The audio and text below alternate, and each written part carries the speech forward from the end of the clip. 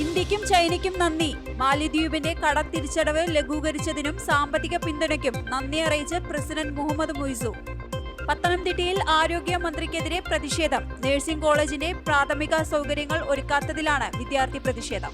ഗുജറാത്തിലെ മുദ്ര തുറമുഖത്ത് 110 കോടിയുടെ ലഹരിമരുന്ന് പിടികൂടി. ഫൈറ്റർ ഡ്രഗ് എന്ന പേരിൽ കുപ്രസിദ്ധി നേടിയ ട്രൊമാഡോൾ ടാബുകൾ അടക്കമുള്ളവയാണ് കസ്റ്റംസ് പിടികൂടിയത്. RML ആശുപത്രിയിൽ നിന്നും പിരിച്ചുവിട്ട നഴ്സുമാരെ തിരികെ നിയമിക്കാൻ ഉത്തരവ്. 8 മലയാളികൾ ഉൾപ്പെടെ 42 നഴ്സുമാരെ തിരികെ നിയമിക്കണമെന്നാണ് ദില്ലി ഹൈക്കോടതിയുടെ ഉത്തരവ്. UPI ഇടപാടുകളിൽ 57% വളർച്ച.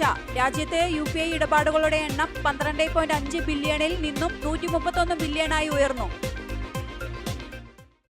ഇന്ത്യക്കും ചൈനയ്ക്കും നന്ദി.